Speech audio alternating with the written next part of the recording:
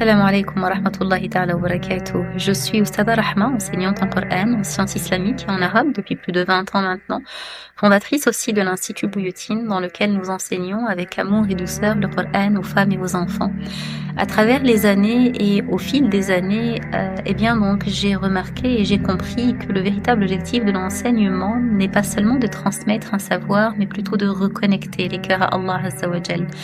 Dans cette série de podcasts que nous nommerons Fi Rawadat Buyutin. Rawadat Buyutin, c'est jardins de Buyutin, en espérant qu'ils soient les jardins mentionnés par notre prophète Muhammad sallallahu alayhi wa sallam.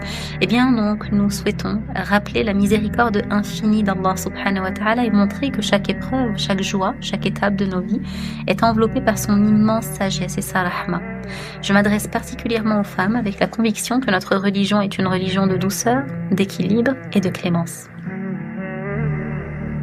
أعوذ بالله من الشيطان الرجيم بسم الله الرحمن الرحيم والصلاة والسلام على سيدنا محمد النبي الأمين وعلى آله وصحبه أجمعين بعد اللهم اشرح لي صدري ويسر لي أمري واحلل عقدة من لساني يفقه قولي ربنا اجعلنا من الذين يقولون ويعملون ويخلصون فتتقبل منهم يا كريم.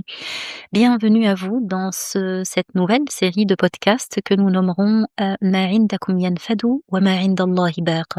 Ce que vous possédez est voué à disparition et ce que possède Allah subhanahu wa ta'ala demeurera. Nous entamons ces podcasts-là par la miséricorde d'Allah subhanahu wa ta'ala li'annahu bi ni'matihi tatimmu salihat. Simplement après la validation d'Allah subhanahu wa ta'ala, nous pouvons accomplir les bonnes actions. Nous demandons à Allah Azza wa Jal de faire en sorte d'accepter de nous ces modestes rappels, et nous demandons aussi à Allah subhanahu wa ta'ala d'en faire une sadaqa jariya pour ceux qui nous ont précédés et qui ont retrouvé Allah subhanahu wa ta'ala. Alors nous débutons, nous entamons un mois très spécifique, un mois que nous attendons depuis plusieurs mois, le mois que nous attendons durant toute l'année. Il s'agit de ce mois de Ramadan, Ash-Shahr al-Mubarak, celui qu'Allah Azza wa Jal nous dit à propos de ce mois-là, Shahru Ramadan alladhi unzila fihi al-Qur'an hudan lin-nasi wa bayyinatin min al-huda wal-furqan. Shahru Ramadan, qui a été révélé durant le mois, le Qur'an qui a été révélé durant le mois de Ramadan a rendu particulier ce mois-là. Alors qu'est-ce que notre mois que nous sommes en train de vivre et que nous nous entamons à vivre par la miséricorde d'Allah subhanahu wa ta'ala, et que les louanges lui reviennent, puisque vous savez qu'il n'est pas garanti d'arriver à jeûner à ce mois-là. Beaucoup parmi nous ont précédés, ont espéré jeûner ce mois-là et pensaient pouvoir le jeûner, mais Allah subhanahu wa ta'ala les a rappelés à l'ultime vérité, à sa rencontre. Nous remercions Allah subhanahu wa ta'ala de nous avoir permis d'arriver à ce mois béni. Alors ce mois béni qui est une véritable miséricorde pour Allah subhanahu wa ta'ala et qui est une véritable rahma pour nous autres musulmans, puisque Allah Azza wa Jal nous rappelle à travers ce mois-là l'objectif et la finalité finalement de notre vie, c'est-à-dire l'adoration d'Allah subhanahu wa ta'ala. Allah Azza wa Jal nous dit dans le Coran wa ma khalaqtul insa wal jinna illa liya'budun. La seule occupation et la seule destinée, la seule finalité qu'Allah subhanahu wa ta'ala demande à ses croyants et à ses serviteurs, c'est de l'adorer. Nous ne sommes pas venus sur terre pour une autre raison, si ce n'est le fait d'adorer Allah subhanahu wa ta'ala. Allah subhanahu wa ta'ala, par son immense miséricorde, a mis à notre service la terre et ce qu'elle renferme. Il a mis à notre service les cieux et la terre, la nourriture, les paysages, les bêtes sur lesquelles nous montons et nous nous déplaçons. Il nous a aussi honorés par un entourage qui nous permettrait de pouvoir adorer Allah Azza wa Jal convenablement. Il nous a honorés par des enfants, par des époux, par des parents et par d'autres personnes encore très proches, et tout cela pour que nous puissions nous adonner à l'adoration d'Allah subhanahu wa ta'ala. Allah subhanahu wa ta'ala yusakhir lana al-kawn hatta na'budahu haqqa al-ibada. La seule et unique raison pour laquelle nous respirons, la seule et unique raison pour laquelle nous sommes sur cette terre-là, c'est sans aucun doute le fait d'adorer Allah subhanahu wa ta'ala et d'être les serviteurs d'Allah subhanahu wa ta'ala. Bon nombre d'entre nous se perdent, eh bien, donc dans ce chemin-là et finalement donc deviennent esclaves de ce qui était donc en réalité, eh bien donc à leur service pour pouvoir adorer Allah subhanahu wa ta'ala et changent de finalité. Finalement donc leur objectif ne devient plus le fait de satisfaire Allah subhanahu wa ta'ala par différentes adorations, mais plutôt le fait de se satisfaire eux-mêmes et de satisfaire donc leurs besoins et donc ces, choses qu'Allah azza wa jal a mis donc à notre disposition deviennent des divinités.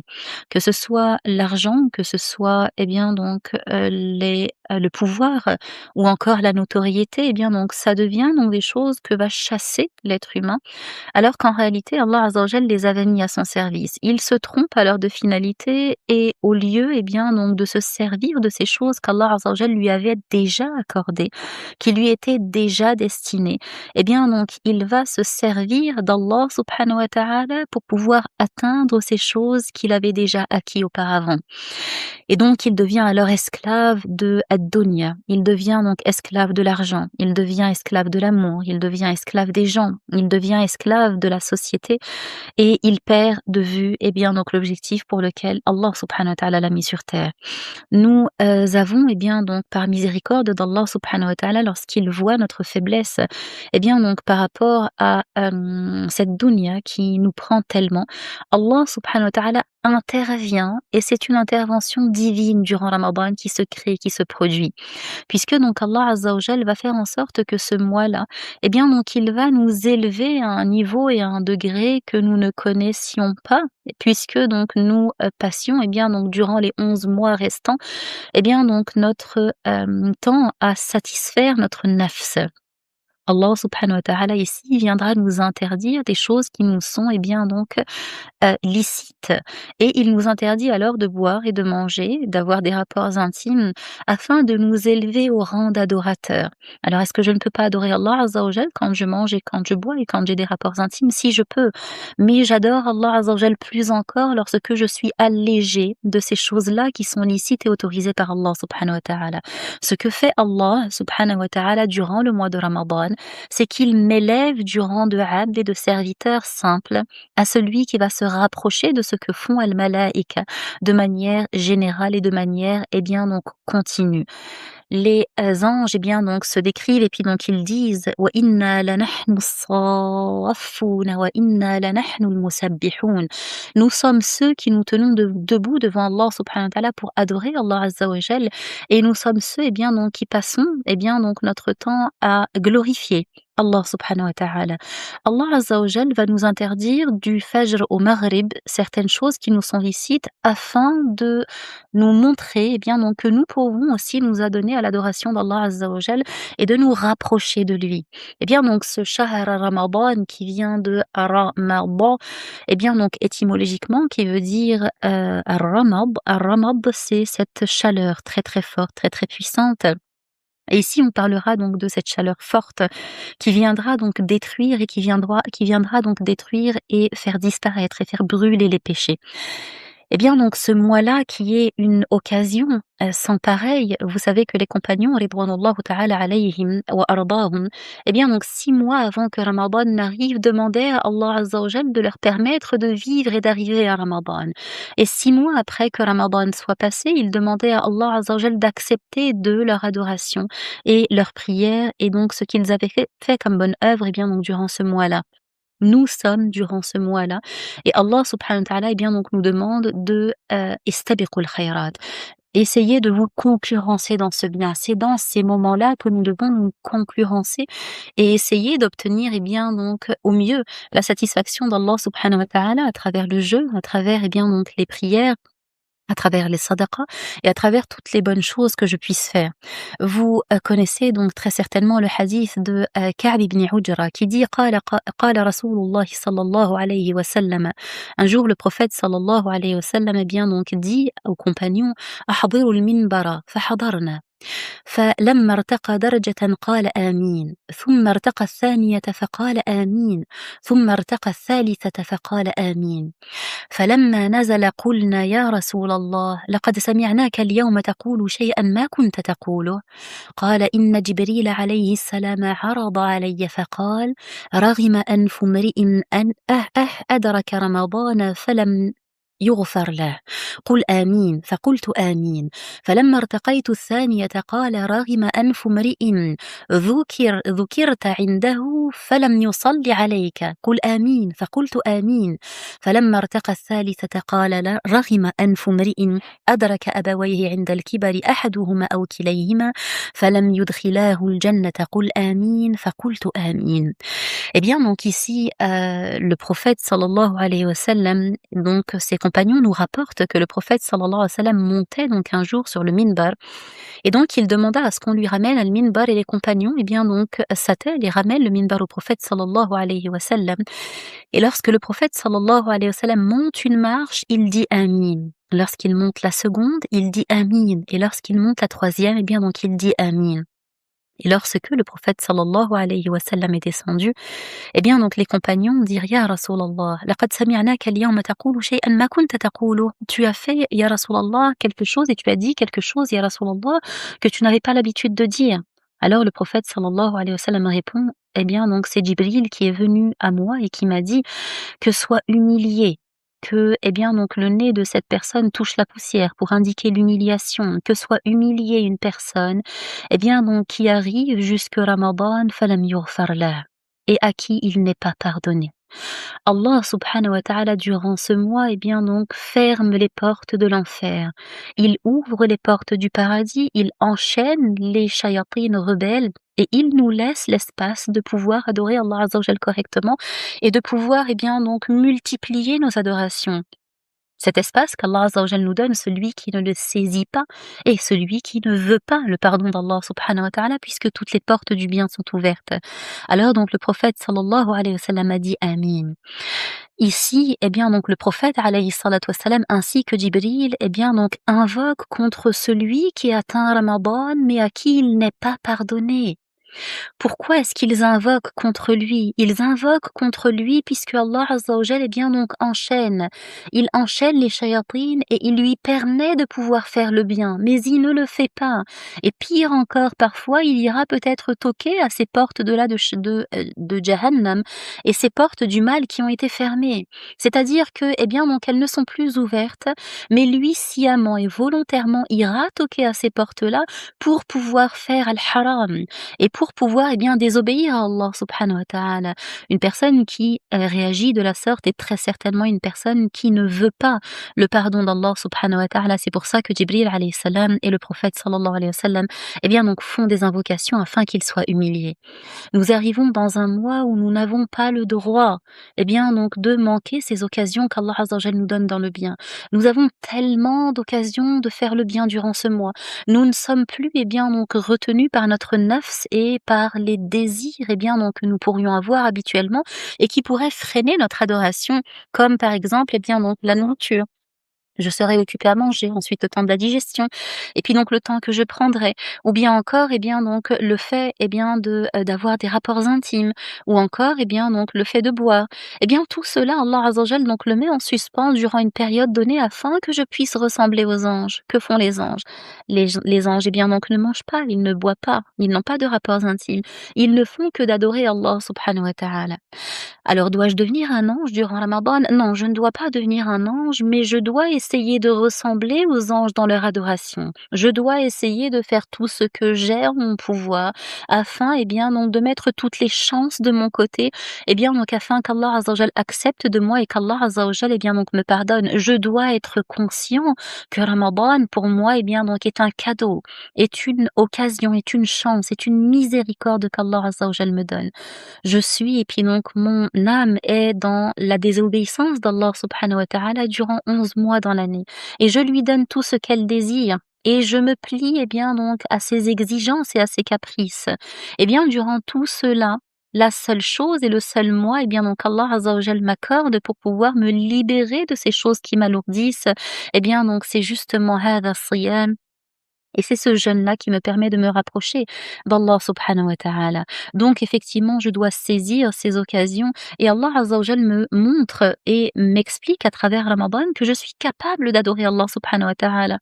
On se pose souvent la question, quel était le hal des salaf pendant, eh bien, donc Ramadan? Comment était as-salaf as-salih pendant Ramadan? Eh bien la réponse est très, simple. As-salaf as-salih durant Ramadan étaient, eh bien donc ce qu'ils étaient en dehors de Ramadan. C'est-à-dire que le jeûne que nous faisons, eh bien donc ils le faisaient de toute façon les lundis et les jeudis et les 3 jours blancs, donc ils jeûnaient déjà. Qiyam al-layl que nous faisons durant Ramadan, eh bien donc eux passaient leur nuit à faire qiyam al-layl durant, eh bien donc les années en dehors, donc durant les autres mois en dehors de Ramadan. Et leur état finalement ne fait que de se renforcer durant Ramadan. Ils adorent plus encore Allah. Il est donc, rapporté que parmi donc des tabi'in, il y avait donc une famille, et bien donc qui était constituée de 3 personnes. Il y avait les 2 fils et la mère et c'est cette famille-là, et bien donc, avait l'habitude de faire qiyam al-layl entièrement et toute la nuit. C'est-à-dire qu'ils passaient leur nuit à veiller. Alors ils ne dormaient pas, ils ne se reposaient pas, si ils se reposaient. Simplement, ils divisaient la nuit en 3 parties et en 3 tiers. Le premier tiers, eh bien, donc, c'était l'un des frères qui passait tout le premier tiers de la nuit à prier et à lire Al-Qur'an. Le deuxième tiers, eh bien, donc, lorsque le premier frère avait terminé, il allait réveiller son autre frère et allait donc lui se reposer. Et le deuxième frère se levait et puis donc il continuait à qiyam al-layl dans cette maison-là. Et il lisait donc Al-Qur'an toute la nuit et lorsqu'il terminait son tiers à lui, il réveillait sa mère qui terminait donc le dernier tiers de la nuit et alors, eh bien, donc dans cette maison, il n'y avait pas une nuit qui passait sans que, eh bien, donc dans cette maison, le Qur'an ne soit récité et Qiyam al-Layl ne soit accompli. Ça, c'était hal as-salaf as-salih avant nous. C'est comme ça, eh bien, donc qu'ils étaient. Eh bien, donc Allah Azza wa Jal nous montre, eh bien, de quelle manière moi aussi je peux, eh bien, donc adorer Allah Azza wa Jal et faire Qiyam al-Layl. Les jeûnes qui me paraissent si difficiles, peut-être même des fois des jeûnes qui sont obligatoires et que je dois rattraper, eh bien, donc ces jeûnes-là, parfois je ne les jeûne pas, je ne les rattrape pas. Et le fait de faire Qiyam al-Layl est quelque chose de très, très rare ou quasi inexistant chez moi. Ici, Allah Azza wa Jal me montre que je peux, durant 3 heures ou 4 heures, et bien donc faire Qiyam al-Layl sans que cela ne m'affaiblisse, que je peux jeûner donc toute la journée sans que cela ne m'affaiblisse. Et donc Allah Azza wa Jal me montre que je peux me rapprocher plus encore de lui. Eh bien donc lorsque Allah subhanahu wa ta'ala nous pose la question dans le Coran et il nous dit: «Wa ma qadarullaha haqqa qadrihi». Ils n'ont pas donné à Allah Azza wa Jal, eh bien donc la place et l'importance qu'ils auraient dû lui donner. Effectivement, c'est ce que nous faisons lorsque, eh bien donc nous voyons que nous pourrions avancer et adorer donc Allah Azza wa Jal plus encore, mais nous ne le faisons pas. Eh bien, dans cette fameuse maison durant laquelle la prière était eh bien donc, effectuée toute la nuit et que le Coran était lu toute la nuit, cette famille-là possédait une servante et cette servante-là, eh bien donc passait, hein, son temps donc elle aussi à prier puis donc à jeûner et cette famille se retrouve un jour dans la difficulté et se retrouve obligée donc de vendre cette servante-là et lorsqu'elle est vendue, eh bien donc elle, habite donc dans la nouvelle maison et elle va réveiller donc, ses, maîtres pour pouvoir prier et lorsqu'elle va les réveiller donc en pleine nuit, eh bien donc ils lui posent la question: «Est-ce que c'est déjà l'heure de l'Fajr?» Et donc elle leur dit: Non, ce n'est pas l'heure de l'Fajr, mais est-ce que vous allez attendre jusqu'au Fajr pour pouvoir vous réveiller et pour prier?» Et alors donc elle, s'en va le lendemain demander donc à la famille de la reprendre sans échange de salaire et elle leur dit: «Vous m'avez vendu à un qawm sou', vous m'avez vendu à un peuple mauvais. Ce sont des gens qui attendent que le Fajr arrive pour se lever prier. Ils ne prient pas la nuit. Ramenez-moi chez vous et laissez-moi vous servir donc de manière absolument gratuite. Je n'attends pas de salaire de vous et je resterai à votre service sans rien attendre en retour. Je ne veux pas être avec un qawm sou'.» Alors donc, c'était l'état de as-salaf as-salih donc durant et en dehors donc de Ramadan. Alors imaginez un petit peu donc leur état durant Ramadan et comment, eh bien donc, est-ce qu'ils adoraient, avec quelle ferveur ils adoraient Allah subhanahu wa ta'ala. Vous savez que, eh bien donc notre prophète sallallahu alayhi wa sallam nous dit: «إذا كان أول ليلة في رمضان صُفِّدت الشياطين ومرضت الجن وغُلِّقت أبواب النار.» أُغلقت أبواب النار لا غُلِّقت أبواب النار et vous savez qu'en arabe, eh bien donc il y a une distinction entre le fait de fermer seulement et entre le fait de fermer donc très, très fort, donc à double tour afin que ça ne s'ouvre pas. Elles sont totalement fermées ces portes de l'enfer. فَلَمْ يُفْتَحْ مِنْهَا بَابٌ وَفُتِّحَتْ أبواب الجنة et toutes les portes du paradis sont ouvertes. Vous imaginez un peu la miséricorde qui vient se déverser sur la terre durant Ramadan? Eh bien toutes les portes du paradis sont ouvertes. فَلَمْ يُغْلَقْ مِنْهَا باب et aucune de ces portes-là donc ne se ferme. وَيُنَادِ مُنَادٍ et puis donc quelqu'un, un héros vient appeler, il dit: «يا باغي الخير أقبل Ô celui qui veut le bien, eh bien donc avance, ce mois-là est pour toi. C'est un mois de khayr, c'est un mois de bien. Wa ya baghiya ash-sharri aqsir. Et toi qui veux le mal, eh bien donc éloigne-toi, ce mois n'est pas pour toi. Walillahi utaqa minan nari wa dhalika kulla layla. Alors vous entendez ce que, eh bien donc Allah subhanahu wa ta'ala nous réserve durant ce mois. وَلِلَّهِ عُتَقَاءِ مِنَ النَّارِ وَذَلِكَ كُلَّ لَيْلَةٍ. Et Allah subhanahu wa ta'ala sélectionne chaque soir de Ramadan.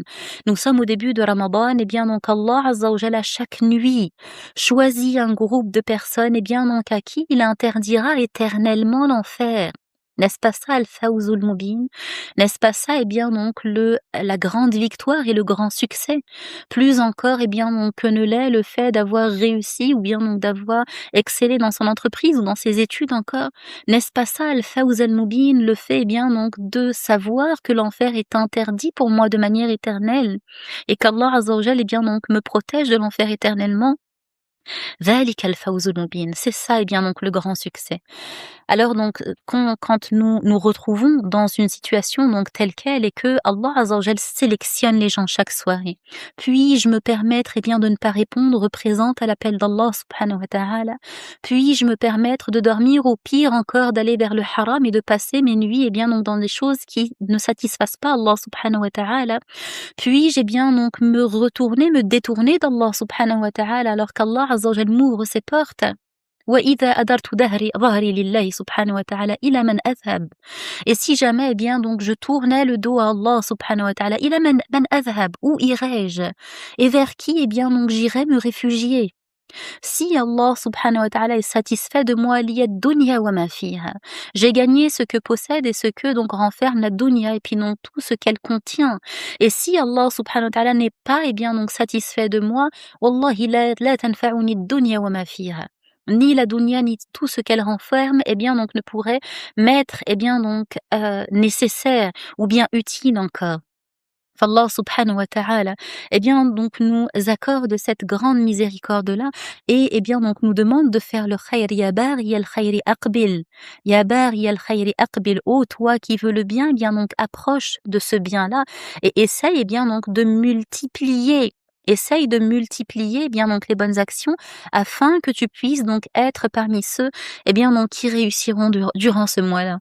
Vous savez qu'Allah subhanahu wa ta'ala donc nous dit que toutes les actions sont pour Banu Adam illa as-sawm, si ce n'est le jeûne. Et que dit-il Allah subhanahu wa ta'ala? Il dit illa as-sawm fa innahu li wa ana ajzi bihi.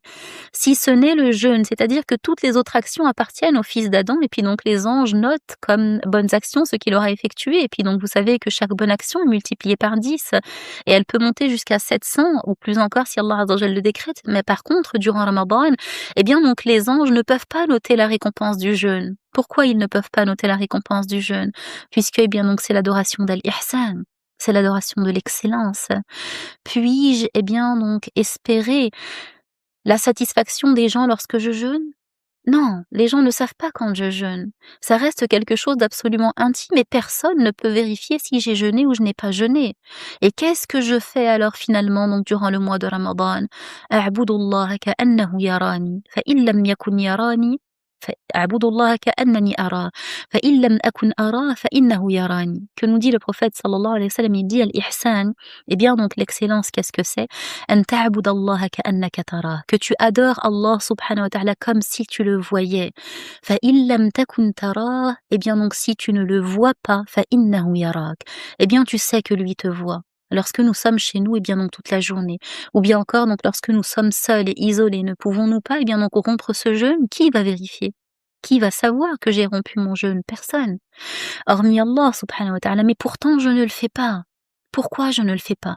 Parce qu'il me reste encore de cette fitra, parce qu'il me reste encore de cette foi, parce qu'il me reste encore l'amour d'Allah subhanahu wa ta'ala qui est encore ancré dans mon cœur et que je veux satisfaire Allah subhanahu wa ta'ala. Et Allah subhanahu wa ta'ala sait ceci, et c'est pour ça, eh bien, que la récompense de celui qui jeûnera ne reviendra qu'à Allah subhanahu wa ta'ala. Finalement, eh bien, donc, lésé est celui qui maîtrise son âme et œuvre pour après la mort. Et puis donc, Ramadan est bien sûr donc le meilleur des exemples, puisque donc lorsque nous faisons toutes ces choses-là, eh bien, donc, où est-ce que je vais les retrouver? Quand est-ce que je vais retrouver finalement ces bonnes actions-là?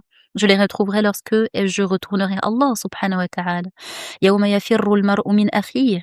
Lorsque, eh bien, donc, la personne se sauvera de son frère, ou bien encore lorsque l'épouse se sauvera de son époux, ou lorsque, pire encore, eh bien, donc, la mère jettera son enfant de peur d'Allah subhanahu wa ta'ala. Que vais-je trouver ce jour-là? Je trouverai les choses que j'aurais faites pour Allah subhanahu wa ta'ala. C'est pour ça que ce mois-là est un mois dans lequel, eh bien, donc, je dois être en concurrence avec les gens de bien, et je dois essayer d'aspirer à faire en sorte que ce soit, eh bien, donc, la période où j'excelle dans mon adoration. Eh bien donc j'essaye donc de me rapprocher d'Allah subhanahu wa ta'ala à travers, eh bien donc ce siyam-là et à travers donc ce, jeûne-là. Donc nous remarquons que finalement donc lorsque je jeûne, eh bien donc je me rapproche du rang d'al-malaïka, et al-malaïka qu'est-ce qu'ils font, vous le savez? Eh bien donc ils passent leur vie à adorer Allah subhanahu wa ta'ala, et vous savez ce que diront les anges une fois donc leur vie terminée, une fois qu'ils seront ressuscités? Donc certains d'entre eux sont créés simplement pour faire le tawaf autour donc de la Kaaba dans le ciel. D'autres encore sont créés, eh bien donc pour dire subhanallah durant toute leur création. D'autres encore sont créés, eh bien donc pour rester soumis et en prosternation à Allah subhanahu wa ta'ala jusqu'à ce qu'Allah azza wa jalla les rappelle. Ils ne boivent pas, ils ne mangent pas, ils n'ont pas de rapports intimes, et ils ne passent pas leur temps à faire autre chose que l'adoration d'Allah subhanahu wa ta'ala. Et vous savez ce qu'ils diront lorsqu'ils seront ressuscités? Eh bien donc lorsqu'ils seront ressuscités, eh bien donc ils diront: «Subhanaka rabbana ma abadnaka haqqa ibadatik». Louange à toi, ya Allah, gloire à toi, ya Allah. Nous ne t'avons pas adoré comme nous aurions dû t'adorer. Voilà ce que diront les anges lorsque, eh bien donc ils seront ressuscités. Subhanaka rabbana ma abadnaka haqqa ibadatik. Mais vous n'avez fait que ça. Ils n'ont fait que d'adorer Allah subhanahu wa ta'ala, mais malgré tout, ce n'est pas suffisant.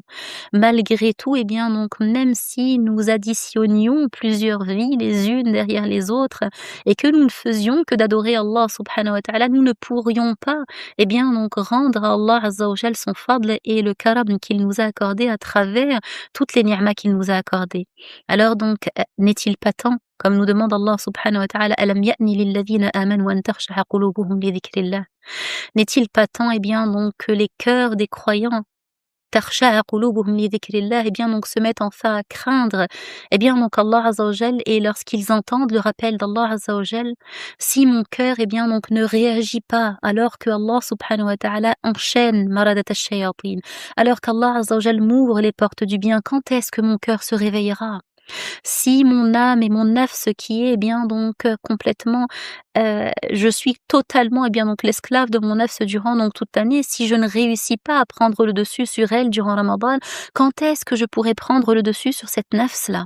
Je n'aurai absolument aucune échappatoire, et si ce n'est pas maintenant que les grands changements se font, eh bien donc je n'aurai pas d'espoir de pouvoir les faire après Ramadan. Ramadan est un tremplin. Ramadan, eh bien donc, est une occasion, encore une fois, de pouvoir, eh bien donc, faire ce que je ne peux pas faire durant l'année parce que mon nafs est trop faible. Alors Allah subhanahu wa ta'ala, eh bien donc, me rappelle et m'accorde encore une fois donc cette chance-là de pouvoir donc l'adorer kama yanbaghi, et de pouvoir l'adorer donc peut-être pas comme il le mérite, puisque donc même encore une fois nous le disions, si jamais, eh bien donc, je devais adorer Allah subhanahu wa ta'ala, eh bien donc toute ma vie, cela ne suffirait pas à rendre à Allah subhanahu wa ta'ala ce qu'il m'aurait donné comme fadl. Vous savez qu'Allah azza wa jal nous dit dans le Coran, eh bien donc: «Wa in ta'uddu ni'matallahi la tuhsuha. Wa in ta'uddu ni'matallahi la tuhsuha».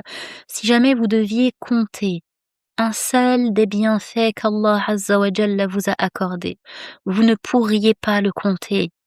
Alors est-ce que l'unité se compte? L'unité ne se compte pas.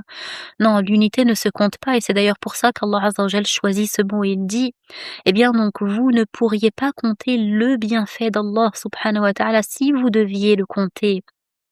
C'est-à-dire que même si nous passions une vie entière à remercier Allah subhanahu wa ta'ala pour un seul des bienfaits qu'il nous a donnés, nous ne pourrions pas rendre à Allah azza wa jal ce qu'il devait.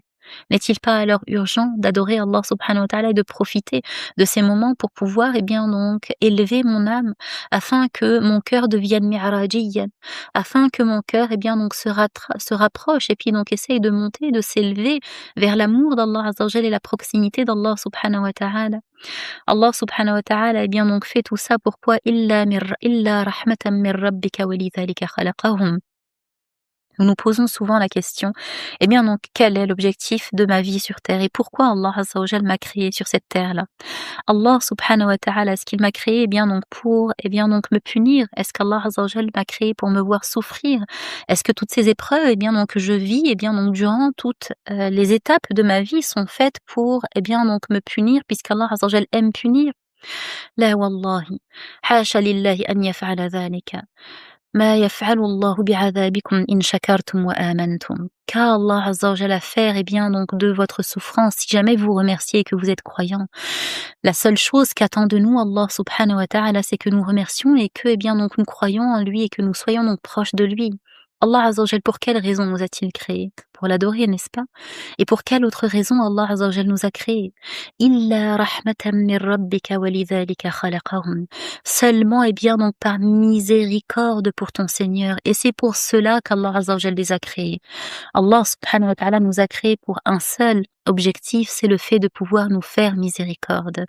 Et donc Allah Azza wa Jal nous facilite les choses en faisant en sorte, vous le savez, lorsque je fais un péché, eh bien donc il ne le compte pas. Mais Allah subhanahu wa ta'ala demande à l'ange de gauche d'attendre afin que je puisse me repentir et demander pardon à Allah Azza wa Jal. Alors c'est difficile de faire at-tawba et c'est difficile de revenir sur ce que j'ai fait auparavant. Là, wallahi, non, ce n'est pas difficile. C'est très très facile de faire at-tawba et Allah subhanahu wa ta'ala, eh bien donc est plus heureux encore, eh bien donc qu'une personne revienne vers lui, qu'une personne qui aurait été dans le désert et qui aurait perdu, eh bien donc tous ses vivres et qui reviendrait alors vers elle. Allah subhanahu wa ta'ala yuhibbuna. Allah subhanahu wa ta'ala nous aime et il aime ses serviteurs. Et c'est pour ça qu'Allah azza wa jal change les règles d'Al-Kawn. Et c'est pour ça qu'Allah subhanahu wa ta'ala change les règles de l'univers. Pourquoi Allah azza wa jal, eh bien donc enchaîne les shayatines? Pourquoi est-ce qu'il y a ce temps qui est marqué? Eh bien donc ce moment durant Ramadan qui est hors du temps. Pourquoi des choses absolument exceptionnelles se passent durant ce mois-là? Pourquoi Allah subhanahu wa ta'ala, eh bien donc fait descendre durant ce mois une nuit qui est bien donc meilleure encore que 1000 nuits? 1000 nuits qui signifie donc plus de 80 ans de vie. Pourquoi Allah subhanahu wa ta'ala nous donne des, eh bien donc des raccourcis de cette manière-là? Pourquoi Allah azza wa jal nous tend la perche de cette manière-là?